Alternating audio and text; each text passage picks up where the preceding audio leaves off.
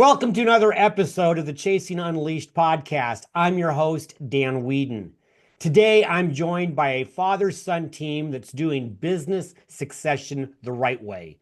Clif McKenzie is the CEO of Watson Furniture in beautiful Paulsbo, Washington. He and his two partners purchased Watson back in the mid 1980s, and Clif has since grown that business into a thriving national brand of office furniture used by some of the largest and most well-known companies in the world. We're going to talk a little bit more about the uniqueness of this style of furniture in the show. Now, his son CK probably never envisioned he'd be in the position he's in today. After a great and I'll say storied, he might argue, storied military career, he accepted a role as president of Watson, and the story of this business succession plan is our topic for today. Clif and CK, welcome to the show. Thanks for being here. Thanks for having us, Dan. Glad to be here. So, Clif, I'm going to start with you because I talked about the uniqueness of the furniture. People need to understand a little bit more about Watson Furniture. Here in Paulsbo and Kitsap County, we all know Watson, but maybe people don't, although they may be using Watson Furniture right now as we speak. Tell everybody a little bit about Watson Furniture and your story. Sure. Yeah, I'll start with a tagline we don't use: European inspired, American built, which is probably the best descriptor of what we do. When we acquired Watson, and I began to run it, which was actually in 1991, it was clear to me that companies of our size needed to find a space. And at that point in time in the office furniture world, that space was nothing but cubicles. Cubicles were a commodity to a certain extent. Barriers to entry were high, and I was exceedingly disinterested in them. I'd worked at them. They didn't make a lick of sense to me. So I went to Europe to see what they were doing over there, ostensibly to find a company that we could model ourselves after. I'm an accountant by trade and training. And so the joke around here is accountants, they lack many things, but at the top of the list is probably creativity and vision.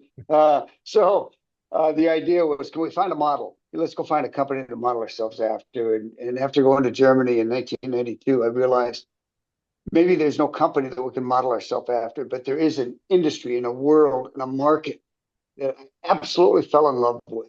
Fell in love with the way they worked. All the things that we refer today as open plan seating, but they haven't had cubes at any point in time. So I fell in love with the way they worked. I fell in love with their design.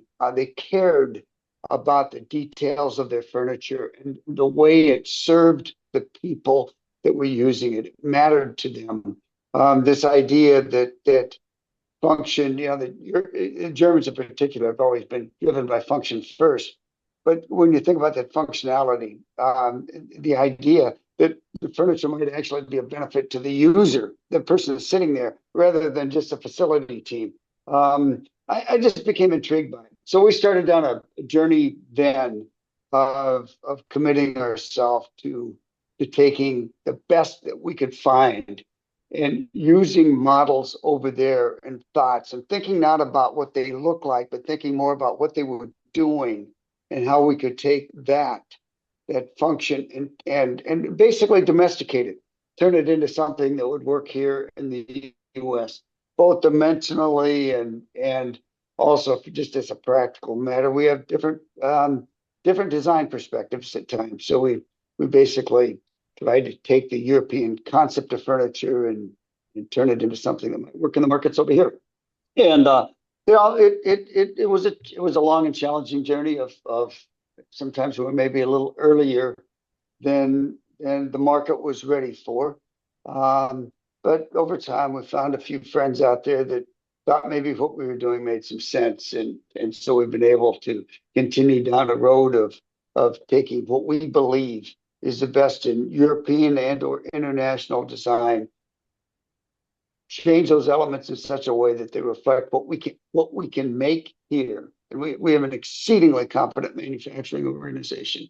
What we can make here, and that is tailored to the market as we see it evolving currently.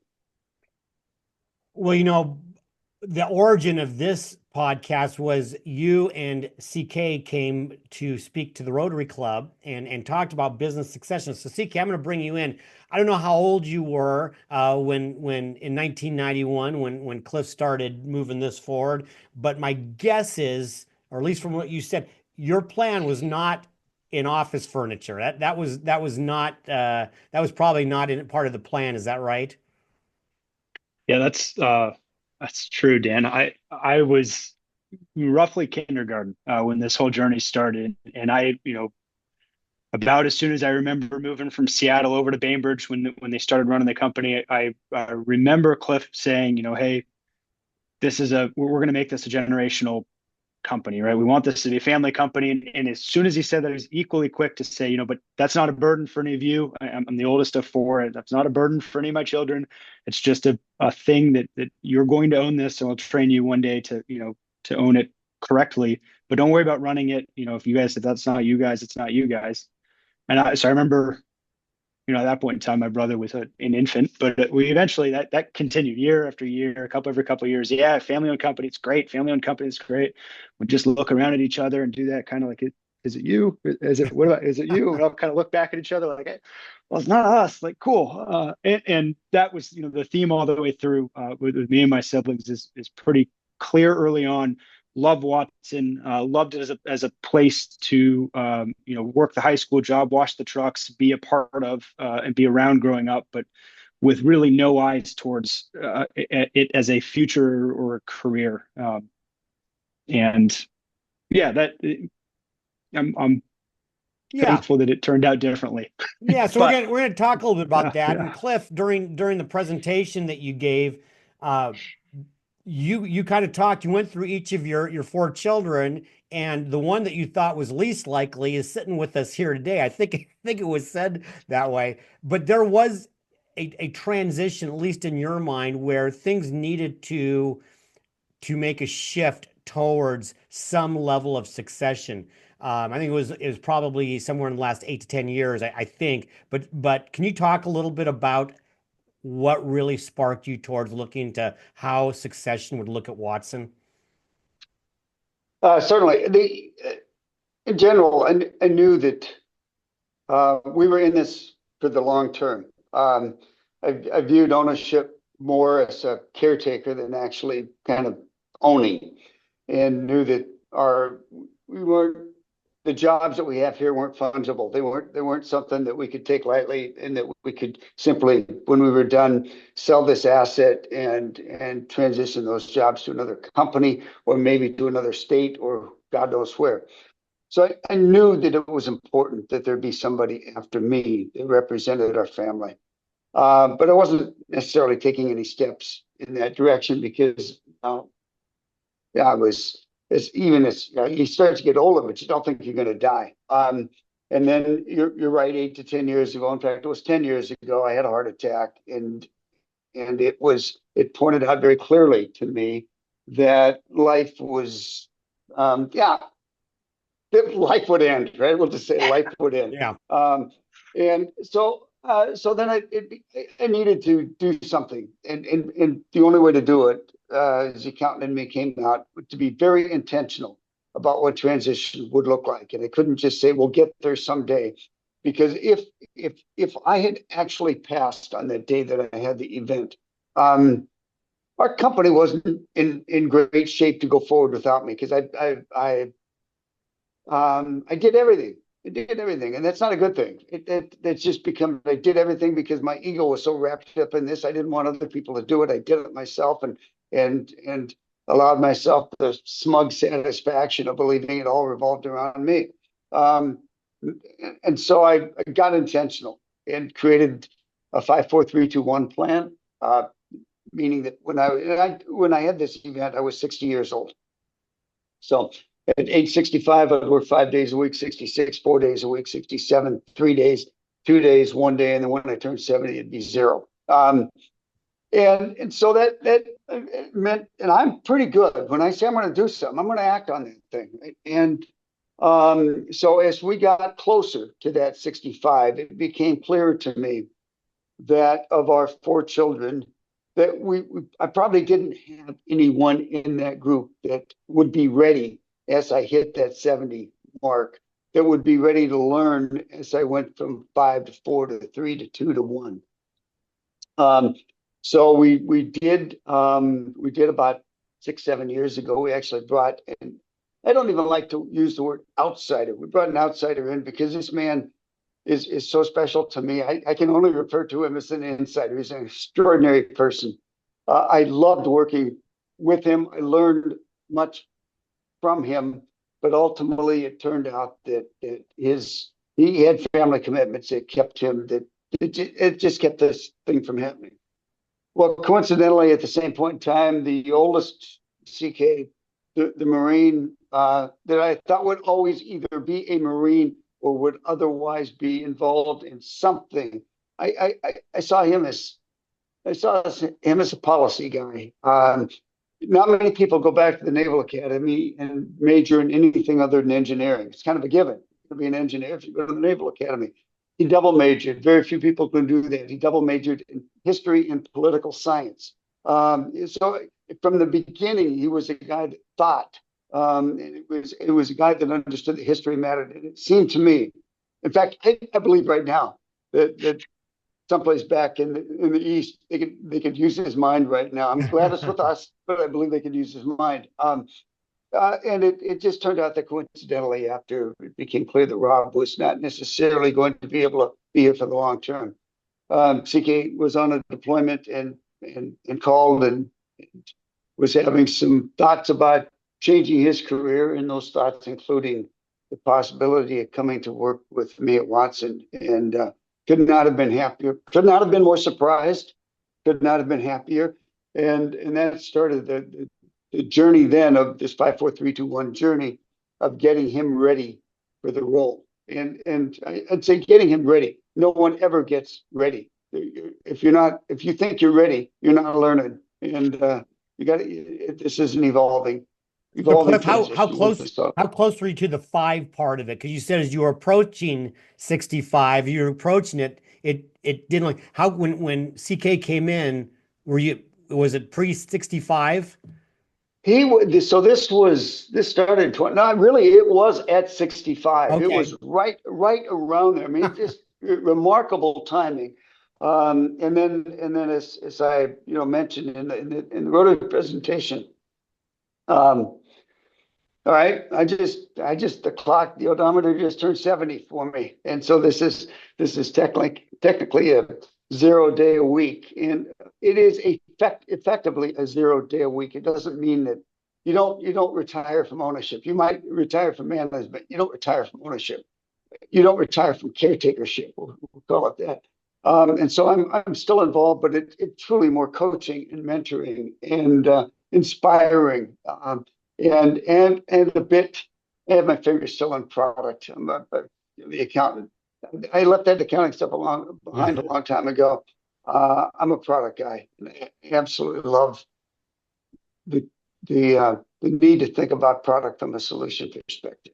So still involved, but not daily. Yeah. So CK, by the way, I'm a history major as well. I didn't have a double major in political, but I do have the history major, so we share that. At some point in the last 5 years, something originated in your brain, probably before talking to your dad, that, hey, I might like to work at Watson Furniture. Do you have a story behind that, or when that hit you? Yeah, it was certainly not a lightning bolt moment, Dan. I'd say it was an evolution of thoughts and priorities, and I agree with Cliff. If you had asked me at age 21 or 22, I would have said, yeah, I'm going to go, I'll be a Marine. And after that, I'll go straight to State Department or a think tank. And I was angling for a life in DC. And it doesn't take long working for the government, even in the Marine Corps, to realize I don't want to work for the government.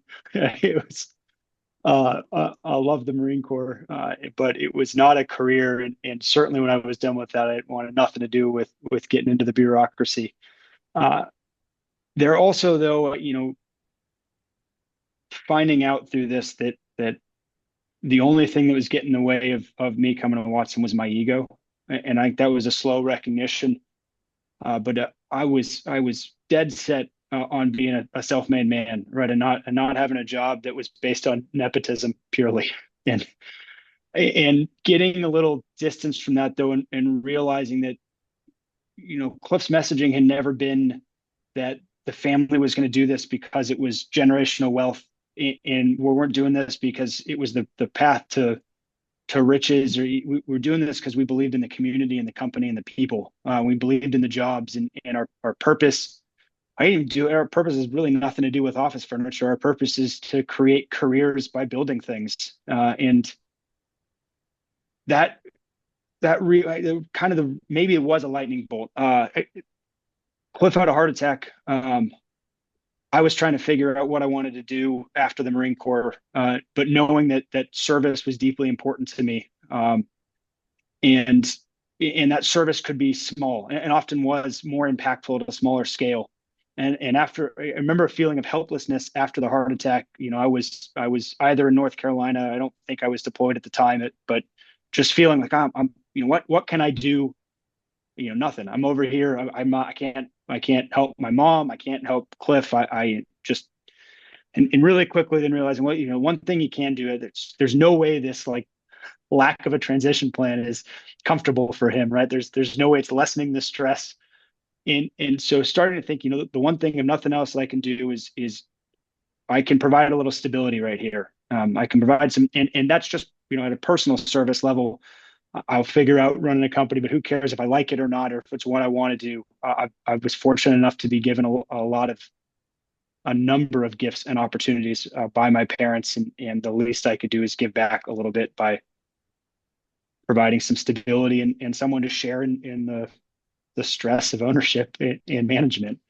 And so that started this realization of hey, it's not about you at all, CK. It's about providing the stability to your old man, the stability to the company, and the stability to the community. And that was service. That's all day, right? I got that. that was a language that I felt very comfortable with. And so then I just I had a feeling he'd be relieved, but it still wasn't an easy phone call to ask for a job from the old man. It would have been really awkward if he said no. So just a quick observation though that I just find really cool is that both of you talked about some humility in making. I mean, Clif, you talked about the realization, hey, I had my mind, I was running this. This was my thing. I was doing everything, and my ego was in the way, and you had to move past that. And CK saying, hey, I didn't want to have a job for my old man. I want to be a self-made man. So before I ask my next question about how you put it in place, I just wanted to say there was some growth, some humility, some of those kind of inner changes that really kind of led to this as well, isn't there? And that's for both of you, or anybody, either of you who wants to answer that. I'll take a stab and just say yes. It is remarkable how much you can say that you value humility. It's still hard to look in a mirror all the time and realize that it doesn't come from ill will or bad motivations. No one wakes up thinking, I want to be selfish today.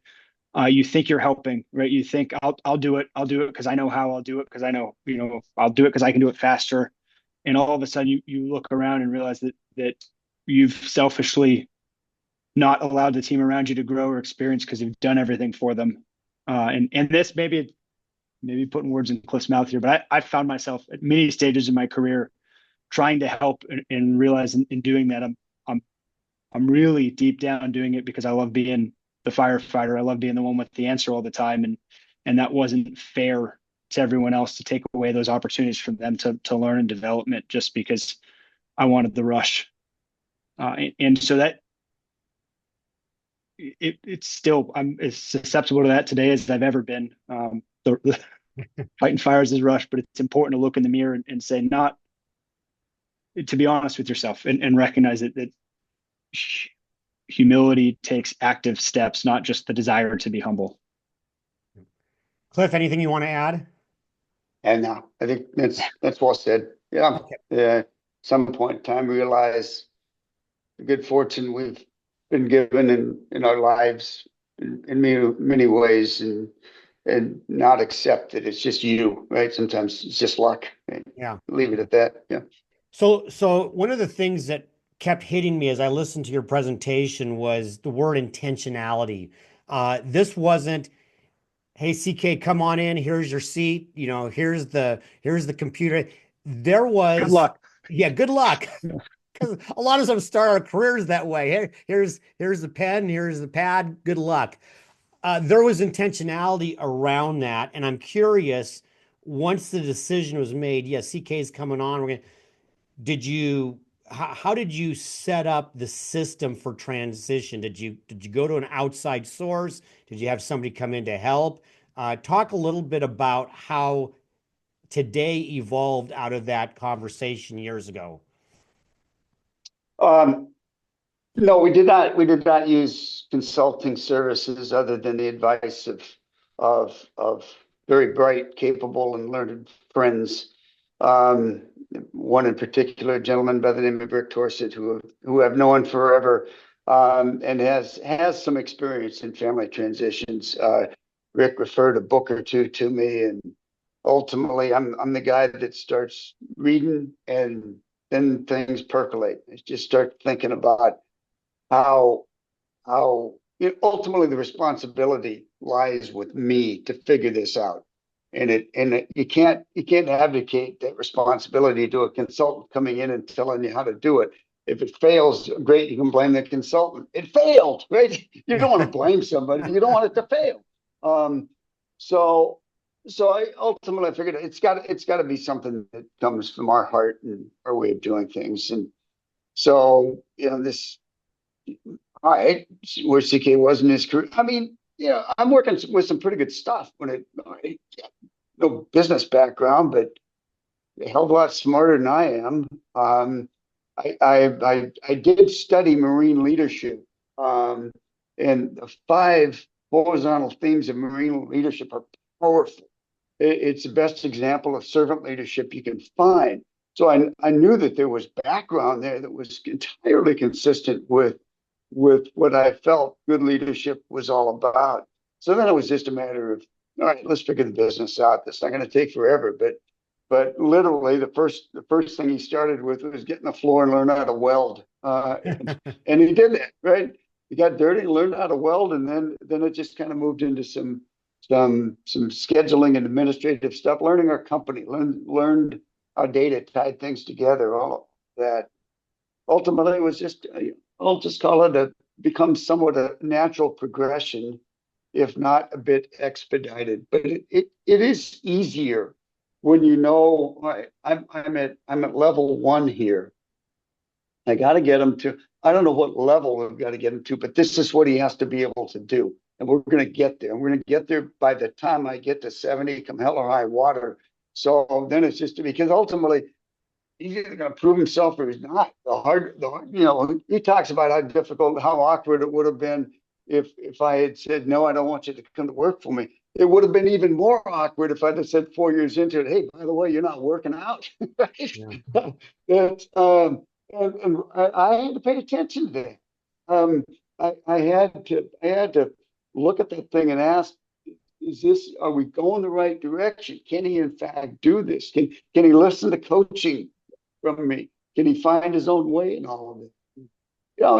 And fortunately, we've had robust conversations. He reminded me the other day, we've raised our voices with one another occasionally.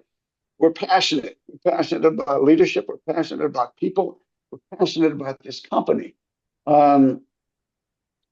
But what I've been blessed with, what he and I are blessed with, we have the same agenda. When you have the same agenda, you're just arguing about different ways to get there, but the agenda is the same. The destination is the same. And then sooner or later, it was also kind of clear in my role as it was, had to be done my way. And ultimately, it's got to be done my way until the reins were passed, and the reins have been passed. Now it needs to be done his way. And the job is to coach and counsel and disagree. It's not to make the final decision. It's his job. CK, I've got a question for you about you coming into that. I mean, I'm going to guess in your time in the Marines and the military, you had to do some things that scared you at some level, fear for your life type things. I'm sure of it. What were you, what concerned you? What made you a little scared walking through the doors of Watson, really kind of in this transition at the very beginning? What concerns did you have? I think Cliff hit on it a bit.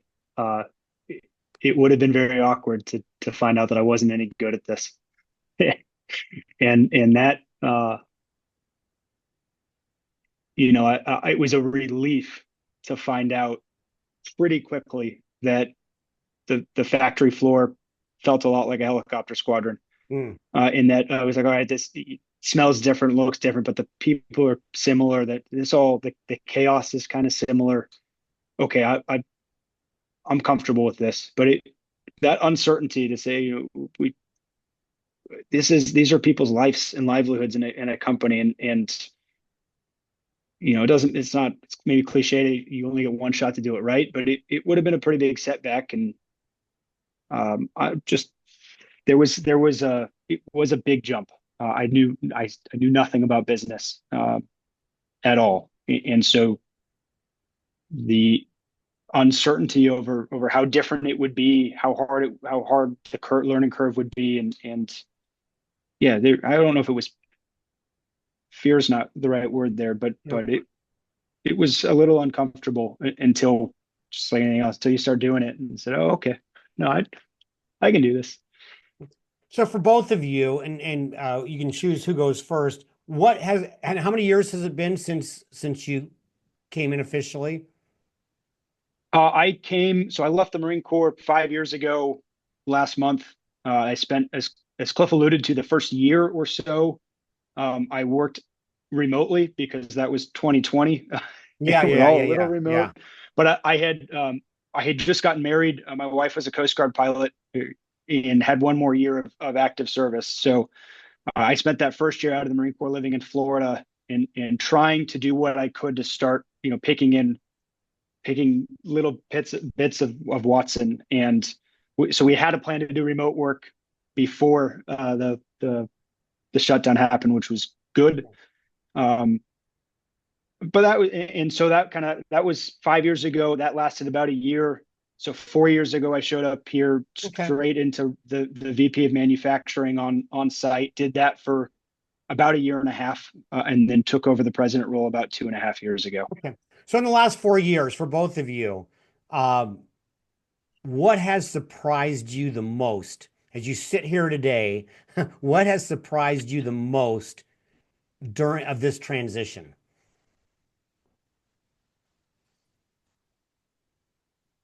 So I will. Okay, I'm gonna call on Cliff first. I'll call on Cliff. Cliff, what surprised you the most? You can tell I'm not a dead air guy. It's like the radio. So what surprised you the most, Cliff? Yeah. Probably how difficult it's been for me. I mean, the reality of it is, it's one thing to say my ego's caught up in being the guy that runs this company. It's another thing to not be the guy that runs the company and to not be involved in decision making. It's hard. Making decisions is a drug, and I took as much of that drug as I could, and I didn't care whether I make decisions. I am fortunate, and I don't worry about whether they're bad decisions. I don't lose any sleep over, and every decision is a good decision. You learn. You probably learn more from your bad ones than your good ones. So that's been hard. There are times I see a few things where I just want to step in and say, "Come on, guys, just do it this way." Right? But I may not be right. Right? I may not be right. Sometimes you think I've got all this experience that makes I just know how to do it. Maybe I do, maybe I don't. But in the end, if I make that decision, I'm robbing people. As CK said earlier, I'm robbing people the opportunity to learn, but also feel the satisfaction of a good decision. It's kind of cool when you realize, well, I nailed this one. So yeah, it's been hard. Been hard. I'm getting used to it. Maybe. Well, CK, before you answer, Cliff, I gotta think that that probably is true of most founders or most business owners who are trying to do that, and that may end up stop or hinder the whole process. It's hard. I just want to know what have you had to intentionally do to kind of keep moving in that direction and stop yourself from that? Is there something mindset? Is there something that you've done?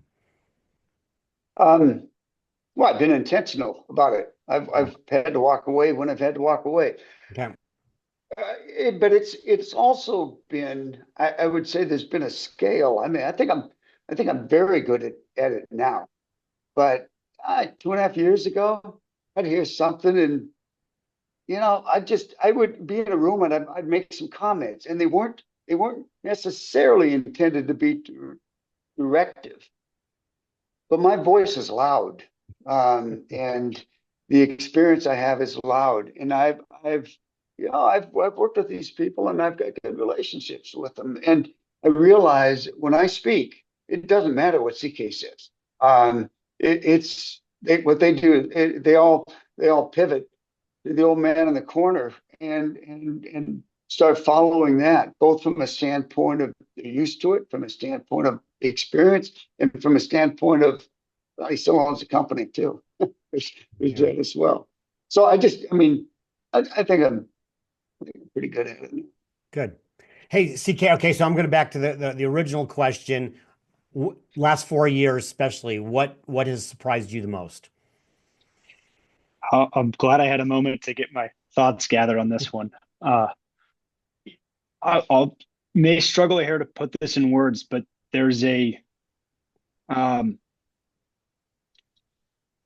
the Marine Corps prepares you for a lot of things in leadership. The one thing that it does not in any way, shape, or form prepare you for is leading with like profit and loss and livelihood. In that, it's you fire someone in the Marine Corps, like unless they've committed a felony, they're not getting kicked out. They're still drawing a paycheck to the end of their contract. So you just move them around a little bit. Same thing, and just we have a responsibility to our employees, and I got a truly love for every one of them. Right, I carry this burden of leadership heavily, but part of that responsibility is running the company. And making sure the company's here still and making decisions that are in the best financial health of the company. And the balance there is there's more weight to the decision, more emotional weight to them than I anticipated, because there is truly people's livelihood and family caught up in a level that is smaller. It's smaller decisions with larger stakes in a way. The Marine Corps is the opposite. The big decisions go life and death, and the stakes are quite high, but the decisions feel, that it's dangerous. You're going into it. These ones are smaller, where they're just everyday things, but all of a sudden you don't do a good job in this, and you're looking at, do you have to lay people off, not because anything they did, just because I did a bad job of leading the company, and now. And it was slow and insipid. And you look back and like, oh, we gotta make a course correction here. And that balance between profit and loss and leadership has been eye opening. Interesting. The consequences are different in both, right? I mean, it's like you said, some of these are small decisions, but the consequences are big. So, just a couple more questions. This one's one I enjoy whenever I have business partners, husband, wife, spouse team, or father, son in this case. So, for each of you, I'm going to start with Cliff. If CK, he's sitting next to you, but I want to know what you think he would think. What would he say is the thing that you most need to get better at? at this point, if CK had said, "Hey, I'd really like you to get better at this," what would that be? Well, we're not sitting in the same room, so that's the good news. I don't have to deal with him looking at me right now. I suspect he'd say I could stand to be a little bit better at letting go, and doesn't mean letting go from a decision standpoint, but just letting go of the stress. I mean, I'm I'm wound pretty darn tightly, and so far, this change hasn't led to any unwinding. It's probably wound me up a little bit more because I don't feel I have the control that I used to have. So I'm probably a little tighter now than was. And I think I'm guessing he realizes that because occasionally you can see it in me or hear it from me. One, yeah. Or CK, same question. What would Cliff say CK could do a little bit better job of or improve on? He'd tell me to move a little faster in places, to not get quite as wrapped around the analysis of the numbers and the third order and the fourth order and the fifth order effect, and eventually it'd say, hey, stop overthinking, do make the decision and go. And, Excellent. and he's right. Excellent. Yeah. So last question for both. And again, thank you both for being here. We're going to end on for each of you, most rewarding part of this last 4 years in the succession that's been going through. And I'll give Cliff the last word on this one. So CK, you get to go first. What's the most rewarding thing that we talked about most surprising? What's been the most rewarding? Well, most rewarding has been the opportunity to it's the opportunity to teach people to watch them not need you anymore. It's to kind of come back, to take a couple of days off, come back and say, "Whoa, that happened. You guys didn't call me. You didn't need to. You did that." Like, and to know that not just that they're good, but that 2 years ago, a year ago, they wouldn't have been able to do that. And so I get satisfaction over knowing that I've helped coach, teach, and mentor them in a position that they don't need me anymore. And it's a fantastic feeling. It's a high five and say, great, I'm taking more time off. All right, Cliff, you get the last word. What's been the most rewarding for you? Boy, I'd say rewarding and surprising. So you'll watch a kid grow. You watch them from obviously the time they're born going through, and something had escaped me in all of that. Some trait that he has had completely escaped me. And I thought, well, that's really weird. How'd that happen?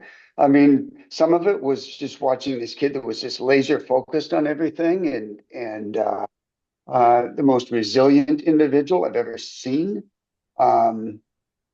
This focused on getting into the academy, focused on becoming a Marine helicopter fighter. I just watched him do what he did.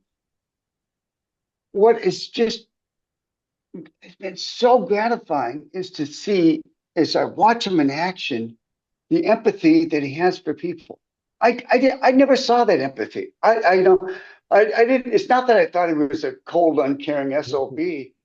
I just thought he was a Marine, I guess, and I realized that well, he is a Marine. Servant leadership is real. There, this officers eat last is real, but it's deeper than just the intellectual awareness of effective leadership. He cares, and I've been again surprised. Yeah, should I have been? I don't know, maybe so, but I've been gratified to see it because I think that empathy is something we could use a little more of in a lot more people as we move forward and face the challenges that we're facing today. So yeah, that was it.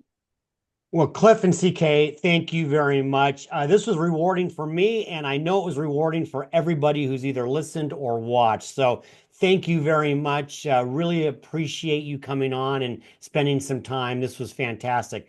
Everybody else, if you're watching or listening to this and you liked what you saw or watched or what you saw or listened to, like us, subscribe to us. Love to hear your comments.